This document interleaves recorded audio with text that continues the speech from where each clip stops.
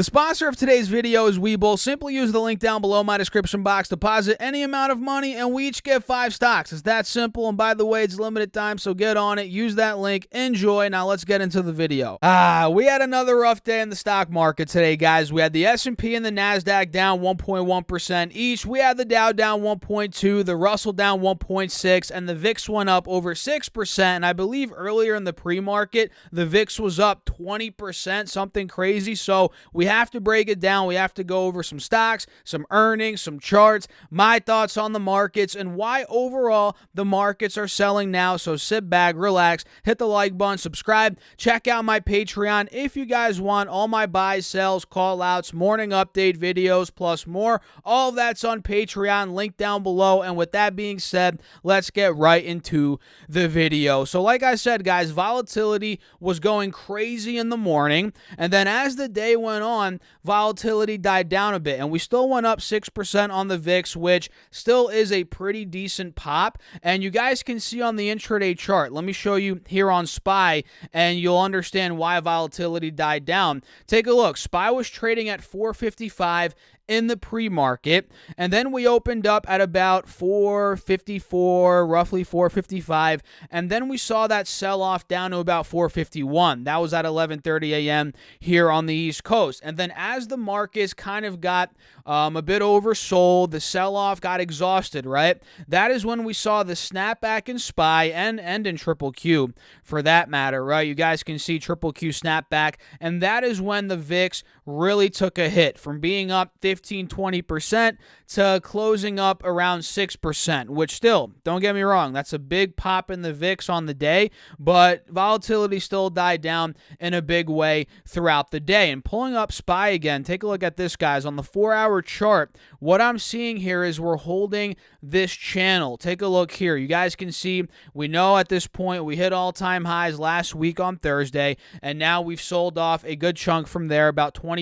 per share on SPY, right? And we're noticing this is holding a higher low right about at 450, 451, considering the previous low is at about 449, 450. So to me, this is holding this new channel on the 4-hour chart, right? You guys can see we've been trading within it, higher lows, higher highs, all that good stuff. Again, we just hit an all-time high on Thursday. So at this point, buyers are stepping in on an oversold SPY, and who knows, maybe we do slowly start seeing a rally back to these moving averages, maybe around 460, 465, and if that point breaks, this could start pushing back to the all-time highs, but we're just not quite there yet. The fact that we are seeing buyers step in, though, that is a good step number one, but now we just have to continue this momentum and break the downtrend on the 5-day, 5-minute, which we're slowly doing that, but it's not a complete breakout quite yet. So keep your eyes on SPY.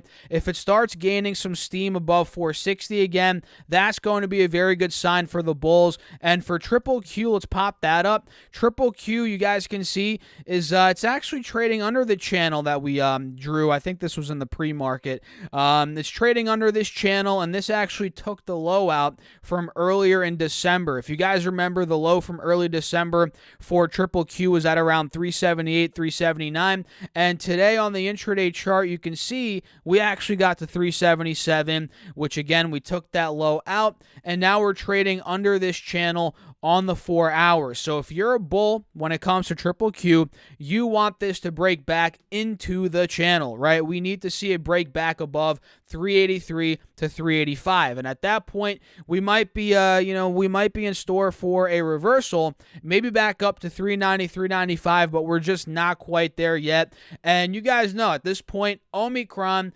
is pumping a lot of fear into the markets, right? The VIX was up a lot, like we talked about, and the new strain has been found through testing in 43 out of 50 U.S. states. And who knows, this could be more now. It could be in all the states for all we know, right? And it's around 90 countries, and the number of cases is doubling in 1.5 to 3 days in areas with community transmission, according to the World Health Organization, and they said this on Saturday, so 2 days ago, and you know how fast this stuff moves, guys, which is why I said it could be in all the states at this point. Who the heck knows? And the U.S. cases are jumping into the year end here with more than 156 1,000 reported cases on Friday, which was just 3 days prior to me filming this video, and that's according to the CDC. So we know at this point that Omicron, it's more, what is it here? It's maybe more contagious, what you want to say, or it spreads more, right? But it's more mild. It's a more mild form of the virus, which I guess is good. Maybe this is the last hurrah before COVID really starts to die down for real, which I really hope is coming right around the corner, because it's been 2 years of this crap, and it just needs to stop, for humanity, for everybody to get back to normal, and for our lives to just go on, right? And we don't want people to lose their lives anymore. We don't want any of this crap, right?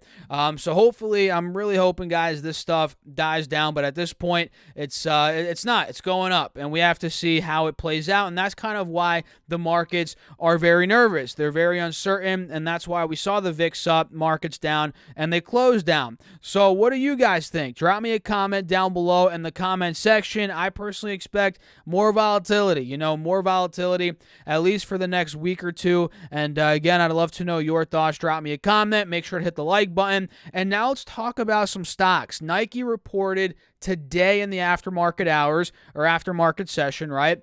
And the stock closed down 2.7%, but now it's up another, pretty much recovering all of that loss. It's up $6 in the aftermarket hours. So let's see what they ended up doing. They did 83 cents of EPS versus 63 cents estimated, so they crushed EPS, and revenue came in at $11.36 billion versus $11.25 billion estimated. So double beat for Nike. And let's see here, direct sales were $4.7 billion, up 9% on a reported basis and up 8% on a currency neutral basis. Take a look at that, guys. Greater China revenue is down 20%, which is pretty crazy. Like I mentioned a couple of videos ago, I was really waiting to see what the China sales look like for Nike. So they're down 20%, which is not the greatest. You all know at this point, China is a massive market. And let me see here. Did we get any guidance? I'm not seeing any guidance, but it says here, Nike Q2 sales dented by supply chain issues, which makes sense. A lot of companies are being hurt by the supply chain issues. So yeah, double beat. China sales are down. That's pretty much what I'm seeing here. Middle East, Europe, Africa revenue is up 6%. That's good. Asia Pacific and Latin America revenue is down 8%. I guess all those combined. So they double beat. Revenues down in certain regions, up in other regions, and the stock's actually moving up on this earnings report. And you guys can see it's bouncing right off the trend line here that I had drawn out. Take a look. We had the first low back in the middle of June at 127, second low in the beginning of October at 144. Now, could this be the third higher low? Maybe we start breaking back out towards 165, 70, 75. It very well could happen, considering that is how, the pattern has played out over the past couple of months. So keep your eyes on Nike. If we start breaking out of the mid-160s, which we're testing right now, we'll probably be testing that tomorrow. This could probably go higher. So keep your eyes on ticker symbol NKE. Micron MU is another one that I'm looking at here, guys. This closed at $82 per share, and now after hours, it is up to $87.30. And you guys can see it's testing the resistance that has been a resistance for about a month here for the stock. If I pull up the 30-day chart, where is the 30-day chart? Actually, I don't even have a 30-day chart. If I pull up the 20-day chart, you guys can see how many times we've gotten rejected at about 87 over the past couple of weeks. So the fact that we're ripping right now is a very good sign. So let's see what they reported when it comes to earnings. Where are you now, Micron earnings? Come on. Where is it? Oh, here it is. $2.16 EPS versus $2.11 estimated. So they beat EPS, and revenue came in at $7.69 billion versus $7.67 billion. So double beat when it comes to Micron, and they see Q2 2022 revenue at around $7.5 billion versus the $7.28 billion estimated, so that's good. And EPS guidance was up as well, 1.95 for EPS versus 1.86 estimated, so they beat revenue, beat EPS. They guided up. And what do I say all the time during earnings season, guys? It's great for companies to report beats for EPS and revenue, but it's even better for guidance to be above the estimate. So that is why Micron is up $5 after hours, which for an $80 stock, that's a pretty big move. We're talking about 5 to 6%. That is a nice move for Micron, and I believe we're going to take 87 out. If we break 87, 88, which we're testing right now in real time after hours, this is going to start pushing 90, 95. So this is, if you have a breakout watch list, add it, add Micron, add the stock. It's in that breakout, category for sure. I think it's going to break out. And again, maybe start pushing 90, 95. So keep your eyes on MU. CCL is another one that reported this morning. Carnival Cruise Line. This stock went up 3.4% on the day. And if you guys take a look at the chart, yes, it's still well within a downtrend. It's under the main 180 moving average, and we're not showing any signs of breaking that moving average. At least not yet. At least not yet, guys. I think that will come eventually. Let's say when Omicron fears start dying down, hopefully they start dying down. I think CCL, RCL, NCLH, a lot of these other beaten down, travel-oriented stocks, they're going to start bouncing back. Airlines, hotels, it's only a matter of time. But if you want to buy it here, hey, you're going to have to hold through some pain. But if you do have a time horizon, and I'm not telling you guys what to do, but I think these could be pretty good plays. So what did CCL do? Let's see what they did. They reported earnings this morning, and I'm not seeing it here on the live news tab, and I actually had this problem this morning. I didn't see what they did. Let me see if I could pull it up on my iPad. Give me a second here, guys. So I'm reading here they lost $2.31 per share. I'm not exactly sure what their revenue was. Probably not much in terms of revenue. So obviously, Carnival Cruise Line is still bleeding a lot of money, right? I'm not sure on a monthly basis what that comes out to, but they're losing millions of dollars, right? They're losing millions of dollars at this point, and that's going to continue in the short-term future. But again, like I said a second ago, if you have a longer-term horizon, let's say you have a couple of years, maybe even 6, 9, 12 months, if you want to take a bigger risk here, because shorter-term plays, they're riskier, right? The more time you have, the less risk for certain plays, right? And it gets a little bit deeper than that, but we're not going to talk about that in this video. But if you have a longer-term horizon, hey, this could be an opportunity for you, no doubt about it. So keep that in mind. CCL, Electronic Arts, EA is another one that I'm looking at here. This one went up 2% on the day, a little bit under 2%, 1.88 to be exact. And this is starting to move up towards the main moving average on the 4-hour chart. We already broke the 50 moving average. Now we're moving towards the 180 moving average. And it seems like the inverse head and shoulders that we outlined a couple of videos ago, maybe a week or two ago, it's playing out, right? We have the left shoulder, the head, the right shoulder. Now we're popping up in the right shoulder on our way to complete it, in my opinion. And if we take a look here on the 4-hour chart, there's a wide open gap from 130, roughly where we are right now, to about, let's say, 134, 135. That is where we'll probably see a little bit of resistance. So that's a $5 per share move that we could grab there. And if we break 135, mark my words, guys, EA is going to start gunning for the mid 140s, maybe even 150s. That's where I think it is going to be going. The chart looks good on the 1 year, and on the 3 year. I'm personally a fan of this one, especially on the 3 year. You guys can see the ascending triangle that's forming out here. So if we could start moving again, mid 130s, this is going to start breaking out. So keep your eyes on EA, Electronic Arts. Enphase, ENPH, is another one that I'm looking at here. This one went down 5.5% today. It is now currently down from 280 recently to about now 179. It is down 35%, well in a bear market over the past roughly month. And now we're getting to that oversold status, right? RSI starting to flatline. You might want to call that a bullish divergence. Maybe, right? It kind of looks like one. And we're towards the bottom of the channel here that we've been religiously trading with them over the past 7-8 months at this point. So I think Enphase, yes, the markets are volatile now. We're getting a lot of selling. Granted, if the markets collapse, Enphase will probably go lower. But let's say markets stabilize. We have a green day or two. We consolidate a little bit maybe. Enphase will probably see some buying pressure at about 170, 180 to start pushing it back.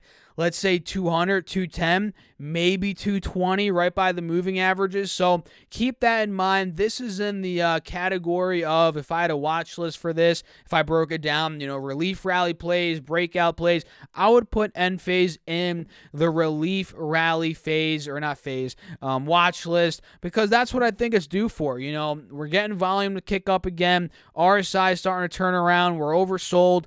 And relief rally, I think, could happen here on Enphase. Kroger is another one, KR. I'm seeing a clear-cut ascending triangle on Kroger, right? Take a look. Ever since the middle of November, we've been making higher lows, even before that, right? And since the beginning of this month, December, we've seen resistance at $46, and we've kept squeezing deeper and deeper into the triangle, and eventually I think we're going to burst out of there. I think it's going to start breaking out towards $50, 48, $50. That's where I think Kroger is going, if I'm being completely honest with you guys. So keep your eyes on that breakout. I think it's coming. It's right around the corner. And the last stock for today is Cgen, ticker symbol SGEN. This is one that got very oversold. It went down from 192 to 140 and went down 26%, well into a bear market, right? And recently it's covered some ground from 142 to now mid 150s. We're starting to break out of the 50 moving average as well. If this starts breaking back into the channel that it was trading within for a couple of months from, April throughout the beginning of December, if we break back into that channel, which we broke under it in the beginning of December, right?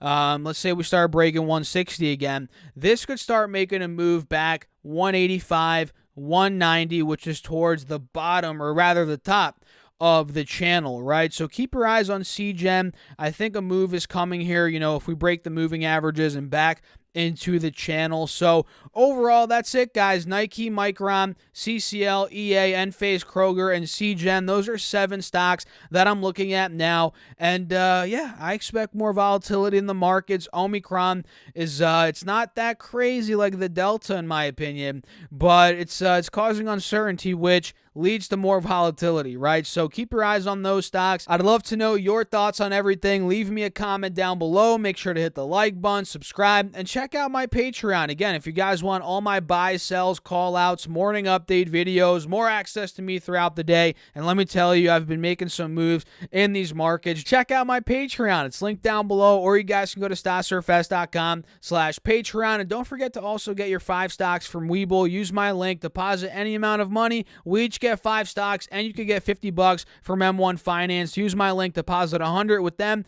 and we each get $50. All of that's linked down below. I'll catch you guys in the next video, which I did make a video earlier going over a stock which I believe is a complete trap right now. Check that video out. I'll drop it down below. I'll see you there. Thanks for watching. As always, keep crushing the market. Stay safe out there. Peace out.